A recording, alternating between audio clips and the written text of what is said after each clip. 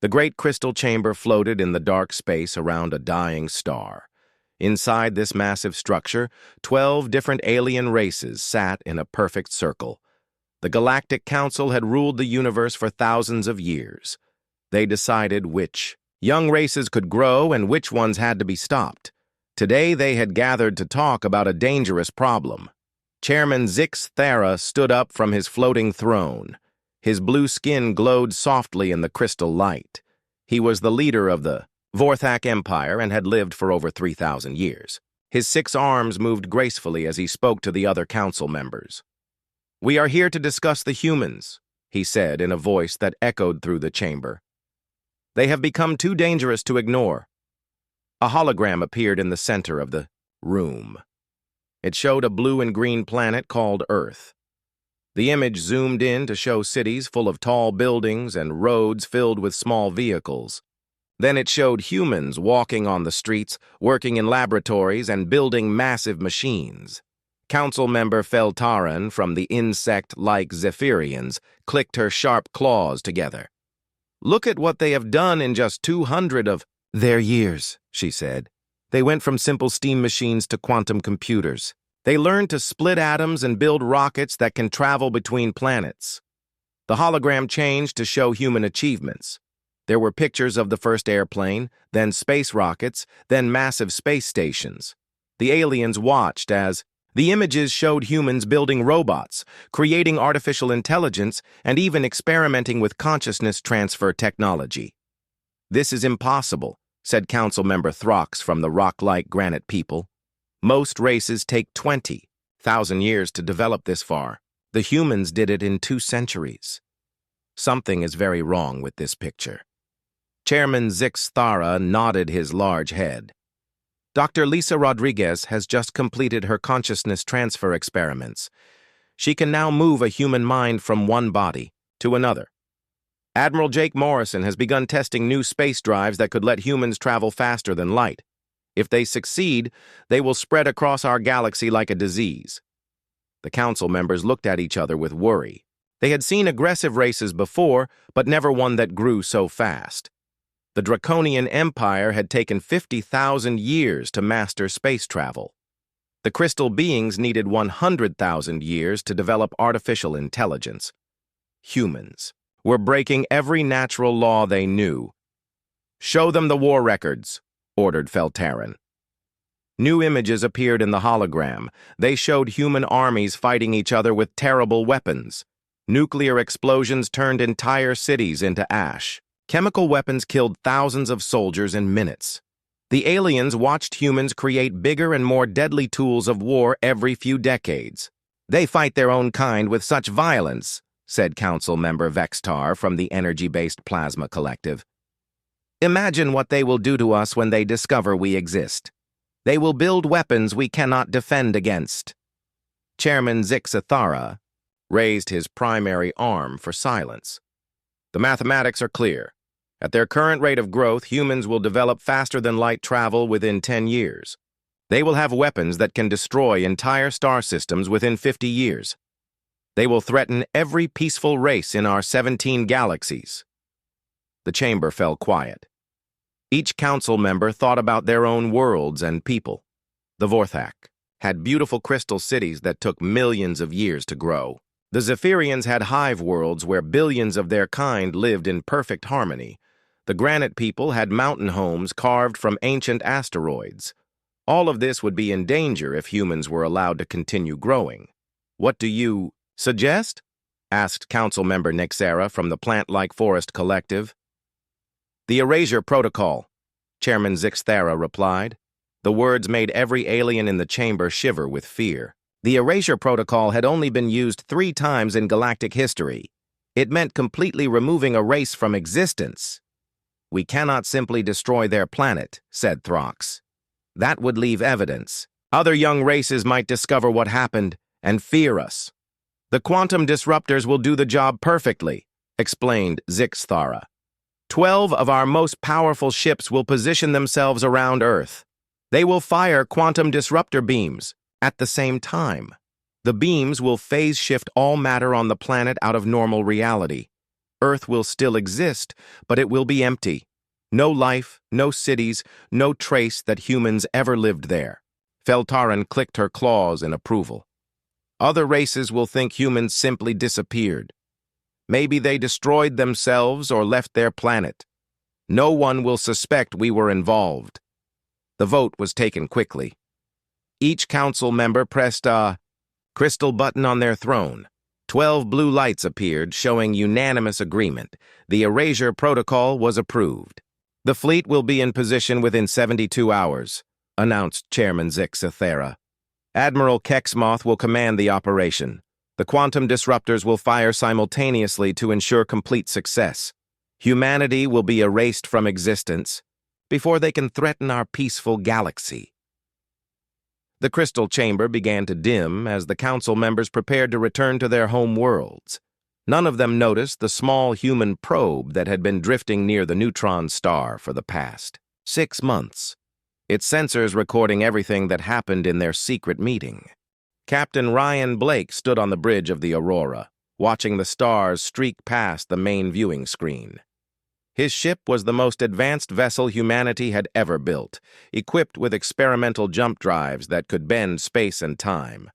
They were currently 3 light-years from Earth, testing new technologies near the Proxima Centauri system. "Captain, I am picking up some strange readings," called out Chief Engineer Amy Foster from her station. She had been monitoring the quantum sensors for the past hour, watching for any problems with their experimental systems. "There are massive energy buildups at the edge of our solar system."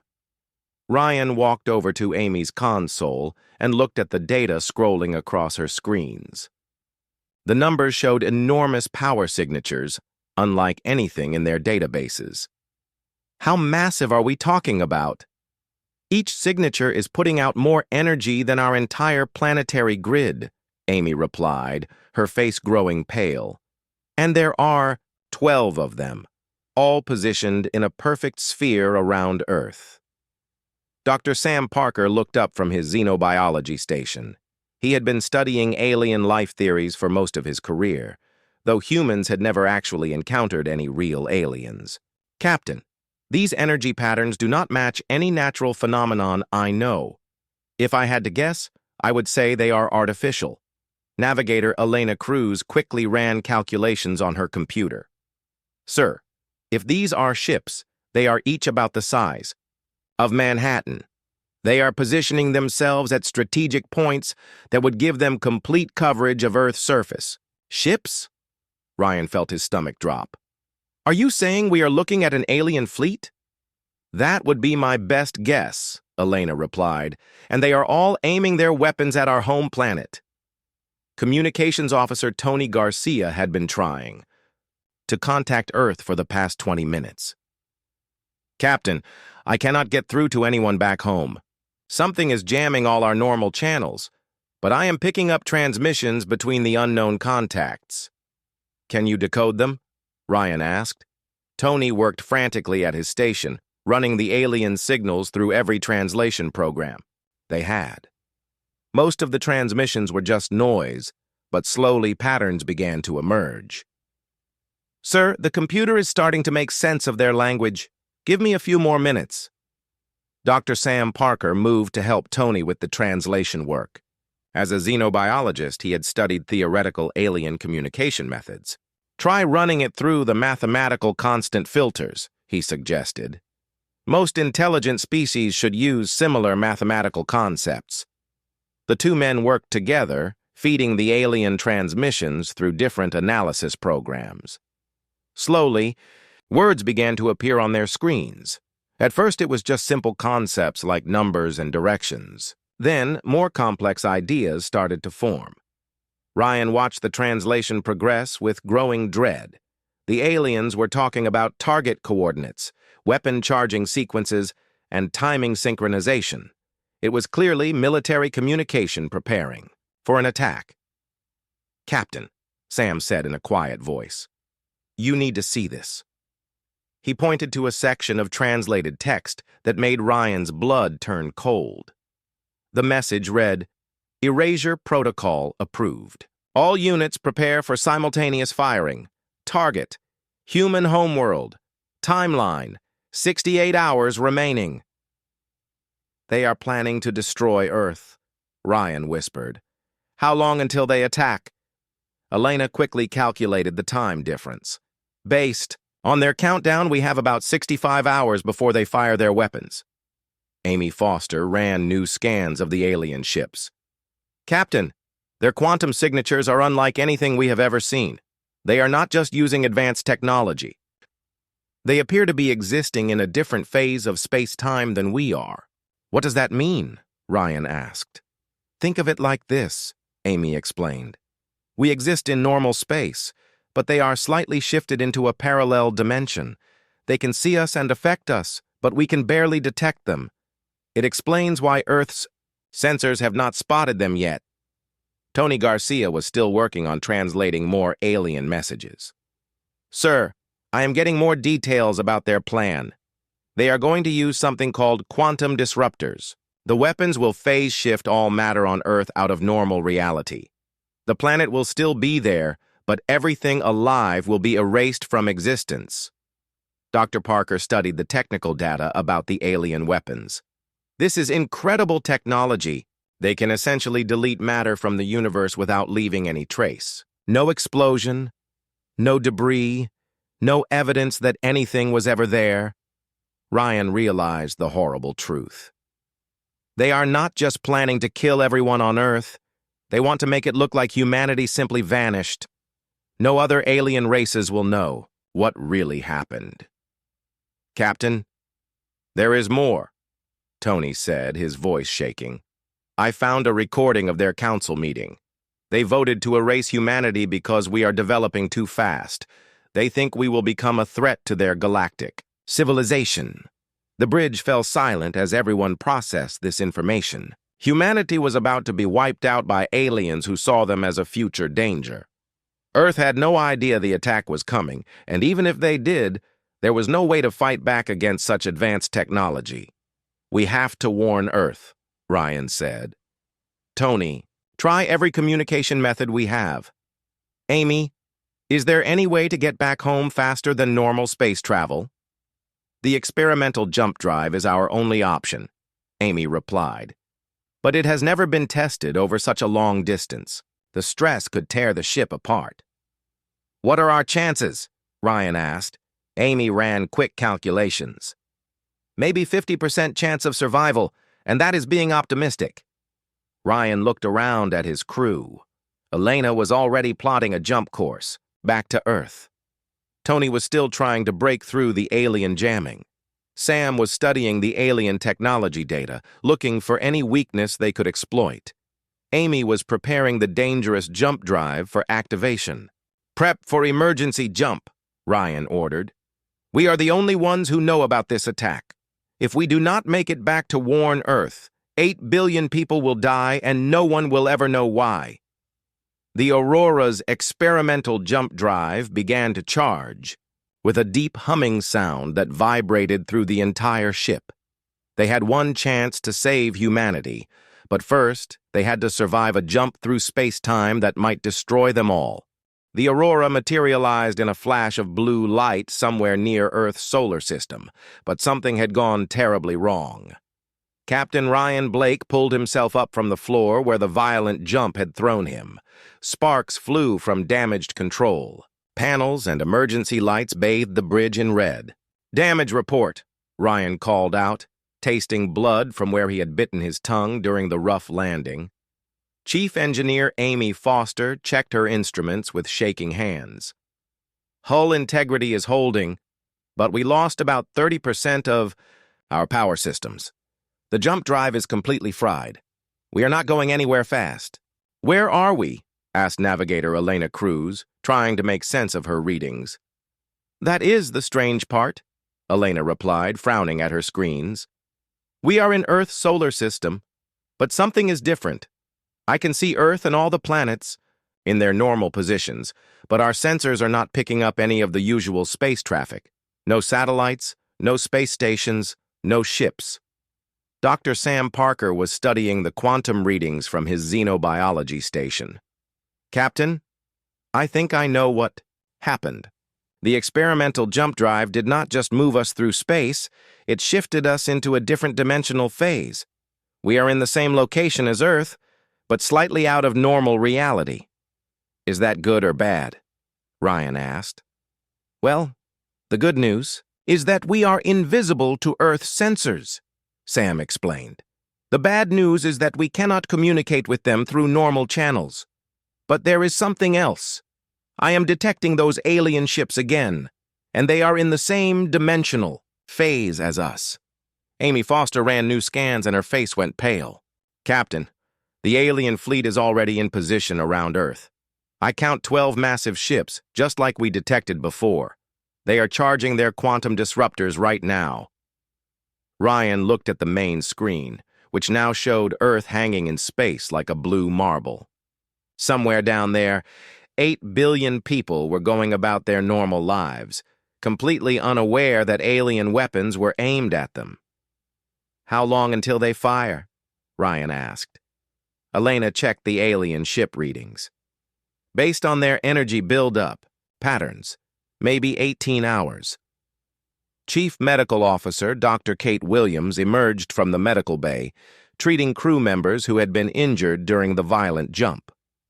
Captain, I have been thinking about what Sam said regarding dimensional phases. If these aliens can shift matter out of normal reality, and we accidentally achieve the same thing, does that mean we might be immune to their weapons? Dr. Parker looked up from his console with excitement. Kate might be right. The quantum disruptors work by phase-shifting matter out of existence. But if matter is already phase-shifted, like we are now, the weapons might not affect it. So we could survive their attack? Ryan asked. We could, Sam replied, but everyone on Earth would still die, unless, he paused, thinking hard about the physics involved. Unless what? Amy demanded. Unless we could shift all of humanity into this same dimensional phase just before the attack begins, Sam said slowly. If we could create a planet-wide phase field, we might be able to protect everyone. Ryan stared at him. Is that even possible? Amy Foster began running calculations on her engineering console. The power requirements would be enormous. We would need to generate a field that covers the entire planet. Our ship does not have nearly enough energy. What if we used Earth's own magnetic field as an amplifier? Dr. Williams suggested. The planet already has a massive electromagnetic field surrounding it. If we could tap into that and modify it, we might be able to create the phase field we need. Sam nodded enthusiastically. That could work. Earth's magnetic field is generated by its rotating metal core. If we could convince the people on Earth to modify their power plants and particle accelerators to work together, they could turn the whole planet into a giant phase generator. But how do we tell them what to do? Elena asked. We cannot communicate through normal channels, and even if we could, why would they believe such a crazy story? Tony Garcia had been working quietly at his communications station. Captain, I might have found a way. The experimental quantum radio we were testing can broadcast on frequencies that penetrate dimensional barriers. I can send encrypted messages to Earth's secret military installations. Will they listen? Ryan wondered. We have to hope they will, Tony replied. I am already detecting some unusual activity around NORAD and other military bases. Someone down there might be smart enough to notice the same quantum signatures we found. Amy began working on the technical specifications they would need to send to Earth. I can create instructions for modifying their power systems. The Large Hadron Collider in Europe would make an excellent primary node. They have particle accelerators in America, Russia, and China that could serve as secondary amplifiers. Do it, Ryan ordered. Send everything we have. Include all our sensor data about the alien fleet, the countdown to their attack, and the technical plans for creating a planetary phase field. Tony's fingers flew over his console as he encoded the message. Transmission sent, Captain. I am broadcasting on multiple frequencies to increase the chances that someone will receive it. Dr. Parker was studying the alien ships more closely. Captain, I am learning more about these aliens by monitoring their communications. They call themselves the Galactic Council, and they have been ruling the universe for thousands of years. They eliminate any species that grows too fast or becomes too aggressive. What makes them think we are too aggressive? Kate asked. According to their records, we developed advanced technology in just 200 years. Most alien races take 20,000 years to reach our level. They think we are breaking natural laws and will become a threat to their peaceful galaxy. Ryan felt anger building inside him. So they decided to commit genocide because we learned too fast? It gets worse, Sam continued. They have done this before. The Erasure protocol has been used 3 times in galactic history. 3 entire species have been wiped out because the Council decided they were too dangerous. The bridge fell silent as everyone absorbed this information. Humanity was not the first race to face extinction from these aliens, and they would not be the last unless something changed. Captain, Elena said quietly, we have 17 hours until the attack begins. Even if Earth receives our message and believes it, do they have enough time to build a planetary phase field? They have to, Ryan replied grimly. Because if they fail, humanity dies, and the Council will continue eliminating other species whenever they feel threatened. This is not just about saving Earth. This is about stopping galactic tyrants who think they have the right to decide which races deserve to live. General Alex Thompson was drinking his morning coffee in the command center at NORAD when the encrypted message arrived. The quantum radio receiver installed just 6 months ago for experimental deep space communication suddenly came alive with signals from an unknown source. Sir, we are getting a priority transmission from somewhere beyond Pluto, reported Lieutenant Danny Walsh, the communications officer on duty. The signal is using quantum encryption methods that should not exist yet. Alex walked over to the communications console and read the message header. It claimed to be from Captain Ryan Blake aboard the research vessel Aurora. Alex knew about the Aurora. It was humanity's most advanced ship, currently testing experimental technology in deep space. Decode the full message, Alex ordered, and get Dr. Nina Scott down here immediately. Dr. Nina Scott was Earth's leading expert on quantum physics and dimensional theory. She worked at the nearby research facility and often consulted for the military on advanced technology projects. 20 minutes later, she arrived in the command center looking confused about the urgent summons. General Thompson, what is so important that you need me here at 6 in the morning? Nina asked. Alex handed her a printout of the decoded message. Read this and tell me if it is possible. Nina's eyes grew wide as she read the Aurora's report. The message described an alien fleet surrounding Earth, quantum disruptor weapons, dimensional phase shifting, and a plan to erase humanity from existence. The technical specifications for creating a planetary phase field filled 20 pages of detailed calculations. This is incredible, Nina whispered. The physics is sound, but the technology described here is decades ahead of anything we have ever built. Where did this come from? Apparently from Captain Blake's ship, Alex replied. But according to our records, the Aurora is 3 light-years away and cannot possibly communicate with us. Nina studied the quantum transmission data. General, if this message is real, then the Aurora has somehow achieved dimensional phase shifting. That would explain how they can communicate across impossible distances and detect these alien ships. So you think the message is genuine? Alex asked. The mathematics check out perfectly, Nina said. I would need my entire team to verify all the calculations, but the basic theory is solid. If there really are alien ships using quantum disruptors to attack Earth, this phase field might be our only defense. Alex made a decision that would change human history. Get your team together immediately. Contact the directors of every major research facility on the planet. We need to start modifying our power systems according to these specifications. Sir, are you sure about this? Asked Lieutenant Walsh. We are talking about completely rewiring the global power grid based on a message that might be fake. Look, at this, Alex said, pointing to his computer screen. Our deep space sensors are starting to detect the same quantum signatures the Aurora reported. There really is something out there. And it is big. Dr. Scott was already on her phone, calling colleagues around the world. Dr. Martinez at CERN, this is Nina. I need you to shut down the Large Hadron Collider immediately and prepare it for emergency modifications. Yes, I know how that sounds, but we may only have 15 hours to save the world. Within 2 hours, teams of scientists and engineers were working frantically at research facilities across the globe. The Large Hadron Collider in Switzerland became the primary node of the planetary phase field. Particle accelerators in America, Russia, China, and Japan were modified to serve as secondary amplifiers. Dr. Scott coordinated the global effort from NORAD, sending technical specifications to each facility. The key is synchronization, she explained to the international team of scientists on the conference call.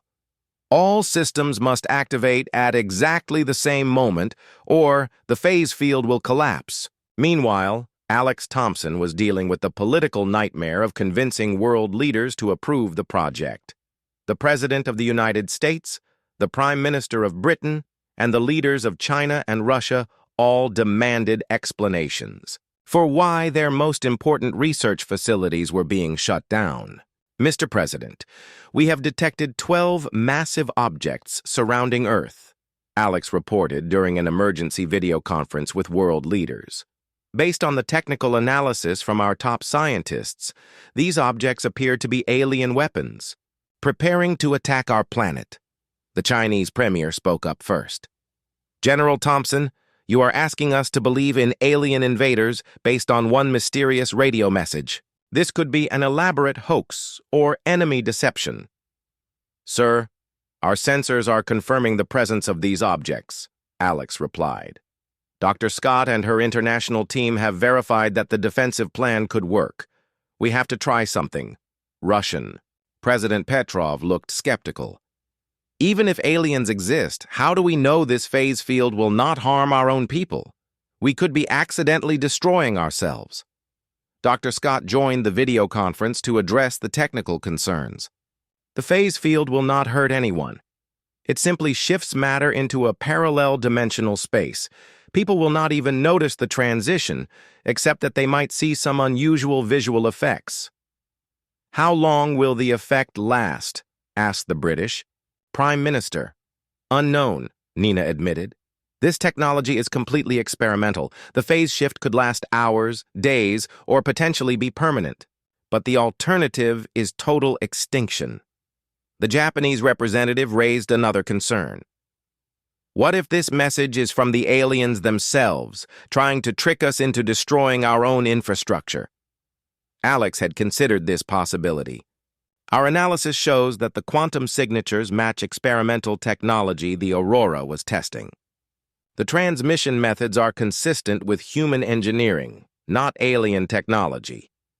After 3 hours of debate, the world leaders finally agreed to proceed with the plan. Teams at every major research facility worked around the clock to modify their equipment according to the Aurora's specifications. Power grids were rerouted, particle accelerators were recalibrated, and fusion reactors were synchronized. Dr. Parker, monitoring the progress from the Aurora, sent additional technical updates. Captain, they are making good progress down there. The Large Hadron Collider is almost ready to serve as the primary node, but I am detecting something disturbing in the alien communications. What now? Ryan asked. The aliens are not just afraid of human aggression, Sam explained. They are terrified that humanity represents something unprecedented in galactic history. According to their records, every intelligent species in the universe follows the same developmental pattern. It takes exactly 23,000 years to achieve consciousness transfer technology and 47,000 years to develop dimensional manipulation. How long did it take humans? Ryan asked, though he suspected. He already knew the answer. Consciousness transfer, 6 months from first theory to working prototype. Dimensional manipulation. We accidentally achieved it today during our emergency jump, Sam replied. Captain, we are not just developing faster than other species.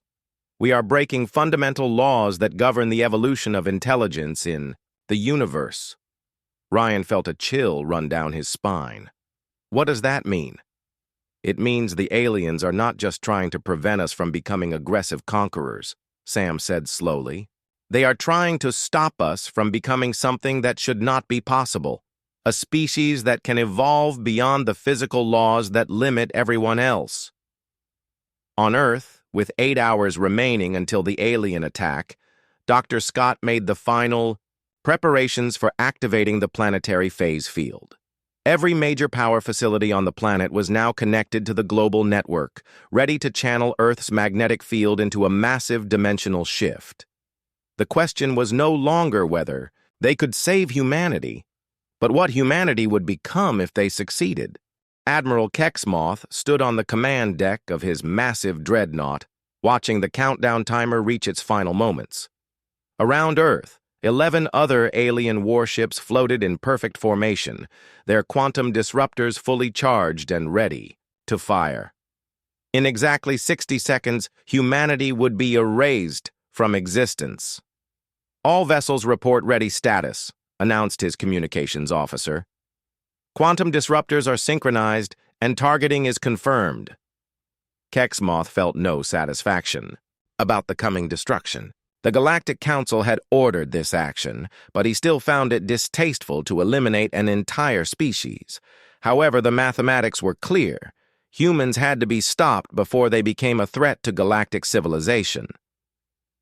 30 seconds. Until firing sequence, called out the weapons officer. On Earth, Dr. Nina Scott watched the final countdown at NORAD. Every major power facility on the planet was connected to the global phase field network. The Large Hadron Collider hummed with energy as it prepared to channel Earth's magnetic field into a dimensional shift that had never been attempted before. All stations report ready, Nina announced to the international team of scientists. Phase. Field generators are synchronized worldwide. We activate in 10 seconds. General Alex Thompson stood beside her, watching the displays that showed mysterious quantum signatures surrounding Earth. Dr. Scott, are you certain this will work? No, Nina replied honestly, but it is our only chance. The countdown reached 0 simultaneously in space and on Earth. 12 quantum disruptor beams fired at exactly the same moment, converging on Earth from every direction.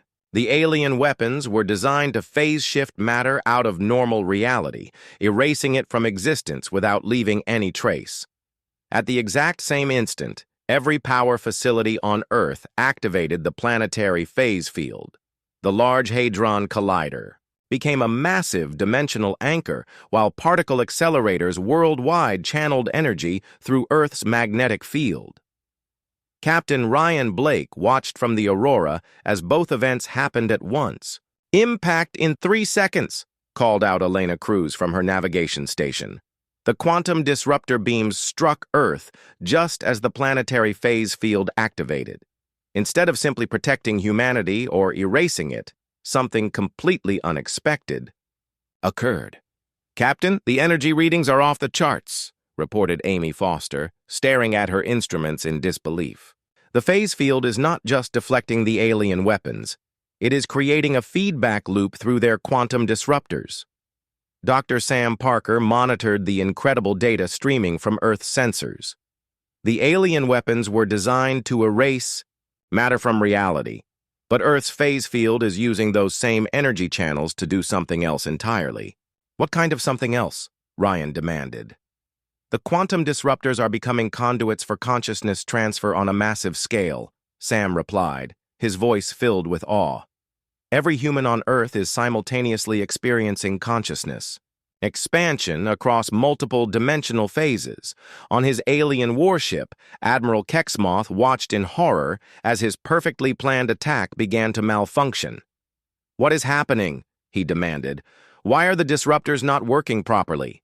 "Sir, the humans somehow activated their own dimensional technology at the exact moment we fired," reported his science officer. "Our weapons are not erasing them. They are amplifying some kind of consciousness transfer process." "Shut down the day," Disruptors immediately, Kexmoth ordered. I cannot, sir. The feedback loop has locked our systems into the firing sequence. The weapons will not stop until they have discharged all their energy. Dr. Kate Williams monitored the medical sensors on the Aurora as the transformation continued. Captain, I am reading incredible data from Earth's population. 8 billion human minds are linking together across 17 different dimensional phases simultaneously. Are they dying? Ryan asked with growing dread. No, sir. They are evolving, Kate replied. Human consciousness is expanding beyond anything we thought possible. They are not just surviving the attack, they are transcending physical existence entirely. General Thompson's final transmission from Earth came through the quantum radio, though his voice sounded strange and distant. This is NORAD control to Aurora. We can see everything now. Every star, every world, every timeline. The phase field worked, but not the way we expected. General, what is your status? Ryan called back. We exist in every dimensional phase simultaneously, Thompson replied, his voice echoing strangely. Physical bodies are optional now. We can observe and interact with any point in space and time. The alien weapons did not destroy us. They freed us from the limitations of normal reality. Dr. Nina Scott's voice joined the transmission. Captain, Blake, humanity no longer requires planets or resources or physical space. We have become beings of pure information, capable of existing anywhere in the universe at once. Admiral Kexmoth received reports from his other ships that filled him with terror. Sir, humans are appearing on our vessels, reported Captain Vorthak from the second dreadnought. They are not physical beings anymore. They seem to be made of pure energy and consciousness. How is that possible? Kexmoth demanded. The quantum disruptors were designed to erase matter from reality, explained his science officer. But instead of erasing human matter, they scattered human consciousness across multiple dimensions. The humans now exist as quantum entities that can manifest anywhere they choose. On Earth, former Admiral Jake Morrison materialized in the NORAD command center, though his body was now composed of shifting energy patterns rather than flesh and blood. Dr. Scott, how many humans successfully underwent the transformation? All of them, Nina replied, her own form flickering between physical and energy states. Every person on Earth is now a multi-dimensional being. We can exist in normal space when we choose, or shift into any of 17 parallel dimensions. What about reproduction, aging, death? Morrison asked. Those concepts no longer apply to us, Nina explained. We are essentially immortal beings of pure consciousness. We can create new human minds through information transfer rather than biological reproduction. Captain Blake listened to these transmissions with growing amazement. Sam, what exactly has humanity become? Something that should be impossible according to known physics, Sam replied. They are conscious information patterns that exist independently of matter. They can observe and influence quantum events across the entire galaxy. Are they still human? Ryan wondered. That depends on how you define humanity, Sam said thoughtfully. They have human memories, human personalities, and human values, but they are no longer limited by human biology or physics. Admiral Kexmoth realized the full scope of his failure as reports came in from across the galaxy. Humans were appearing on worlds throughout the Galactic Council's territory, observing alien civilizations and studying their technology. The species they had tried to erase had instead become something far more powerful than their worst fears. Send an emergency message. To the Council, Kexmoth ordered. Tell them the Erasure protocol has failed completely. Humanity has not been destroyed. They have been transformed into beings that can exist anywhere in space and time. The greatest irony was yet to come. The Galactic Council had tried to eliminate humanity because they developed too quickly and broke natural laws.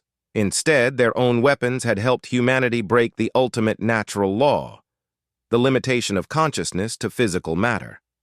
Humanity was no longer bound by the rules that governed every other species in the universe. 6 months after the failed Erasure protocol, the Galactic Council reconvened in their crystal chamber for an emergency session. Chairman Zixathera looked older and more tired than his 3,000 years should have made him. The stress of dealing with humanity's transformation had affected every member of the council. "Report on the human situation," Zixathera demanded as the meeting began. Council member Felterin clicked her claws nervously before speaking. "The humans now exist simultaneously across all 17-dimensional phases we know about, and possibly others we have not discovered yet. They can observe any location in space and time without being detected."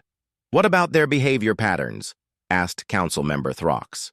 "Are they aggressive, as we predicted?" "That is the disturbing part," Feltarin replied. "They are not attacking anyone. Instead, they seem to be studying us. Human consciousness entities have been observed near every major alien civilization, quietly watching and learning." Throx shifted his rocky form uneasily. "What are they learning?" "Everything," Feltarin said quietly. "Our technology, our history, our weaknesses, our fears. They have access to information that should be impossible to obtain." Chairman Zixathara felt a chill run through his blue skin.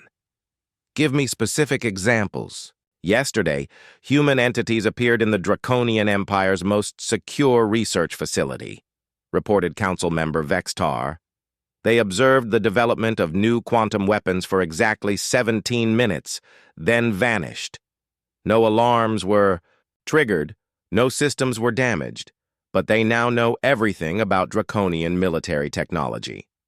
"The crystal beings report similar incidents," added Council member Nixera. "Humans have been studying their consciousness transfer methods and dimensional manipulation techniques. They appear to be learning from every advanced species in our territory." "But they have not harmed anyone?" Zixathara asked hopefully. "Not directly," Feltarin replied. "However, their mere presence is causing panic among younger species. 3 primitive civilizations have detected human entities observing them and concluded that gods or supernatural beings exist. Their societies are beginning to collapse into religious chaos." The chamber fell silent as the council members contemplated this information. They had created something far worse than aggressive human conquerors. They had created beings who could destabilize galactic civilization simply by existing. Suddenly, the air in the chamber began to shimmer. Energy patterns formed in the center of the room, slowly taking the shape of human figures. Admiral Jake Morrison appeared first, his form shifting between solid matter and pure light. Behind him materialized Dr. Lisa Rodriguez, General Alex Thompson, and dozens of other humans. "Council members," Morrison said in a voice that seemed to come from everywhere at once. "We come to discuss the future." Chairman Zixathara tried to maintain his composure despite his terror. "What do you want from us?" "Understanding," replied Dr. Rodriguez, her energy form pulsing with soft colors. "We have spent 6 months learning about galactic civilization. We now know about the 3 previous species you eliminated with the Erasure protocol." "Those species were dangerous," Zixathara protested. "They would have destroyed the peace we have maintained for millennia." "The synthetic collective was eliminated because they developed artificial intelligence too quickly," Morrison said calmly. "The hive minds were erased because they achieved perfect telepathic unity. The star builders were destroyed because they learned to manipulate stellar formation. Each species was eliminated at the moment they transcended normal physical limitations." General Thompson's energy form flickered with what might have been amusement. "You have been systematically preventing the evolution of consciousness for thousands of years. Any species that grows beyond your control gets erased from existence." "We maintain order," insisted Council member Vextar. "Without our guidance, the galaxy would descend into chaos and war." "Your guidance," said Dr. Rodriguez, "consists of murdering entire civilizations when they become inconvenient. We have observed 17 different species that could have achieved transcendence if you had not suppressed their development. Morrison stepped closer to the Council's floating thrones. We discovered something interesting about consciousness transfer technology during our transformation. It works on any sufficiently advanced species, not just humans. What are you suggesting? Zixthera asked, though he feared he already knew the answer. We are offering you a choice, Morrison replied. You can continue your role as galactic dictators, suppressing the evolution of younger species and living in fear of the next race that might surpass you. Or you can join us in transcending physical existence and help guide the universe toward true advancement. The Council members looked at each other with growing alarm. Join you? You mean undergo the same transformation that happened to humanity? Exactly, said General Thompson. We can modify the consciousness transfer process to work with your biology. You would become multi-dimensional beings like us, no longer limited by physical death or the need for resources. And if we refuse? Asked Councilmember Feltarin. Morrison's energy form pulsed with what seemed like sadness. Then you will remain as you are, while we continue to evolve beyond your understanding. Eventually, you will become irrelevant to galactic development. Dr. Rodriguez added, We are not threatening you with violence. Violence is a physical concept that no longer applies to us. But we will not allow you to continue eliminating species that achieve transcendence. You cannot stop us, Zixthera declared. We have weapons and fleets across 17 galaxies. Chairman, Morrison said gently, we exist in every dimensional phase simultaneously. We can observe and influence quantum events throughout the universe. Your weapons cannot harm beings made of pure information. To demonstrate his point, Morrison's consciousness briefly merged with the Council Chamber's computer systems. For a few seconds, he had complete control over their technology, life support, and defense systems. Then he withdrew, leaving everything functioning normally. We could have destroyed this station just now, Morrison explained. Instead, we chose to show you that the old rules no longer apply. Physical force is obsolete when dealing with transcendent consciousness. Chairman Zixthera realized the horrible truth. The Galactic Council, which had ruled through superior technology and military might for thousands of years, was now completely powerless against beings who existed beyond physical reality. What happens to our civilizations if we join you? Asked Council Member Nix Ara. They continue to exist and develop naturally, replied Dr. Rodriguez. The difference is that instead of suppressing evolution, you help guide it. Species that achieve transcendence join the growing community of multidimensional beings. Those that prefer physical existence continue living as they choose. And if we maintain our current path? Zixthera asked. Morrison's energy form began to fade as he prepared to depart. Then you become a museum exhibit. Ancient beings clinging to outdated concepts of power and control, while the universe evolves beyond your comprehension. As the human entities disappeared from the chamber, they left behind a device that glowed with soft blue light. That contains the modified consciousness transfer technology adapted for your species, Morrison's voice echoed from the device. When you are ready to transcend your limitations, activate it. The Galactic Council sat in stunned silence, staring at the device that could transform them into something beyond their current understanding.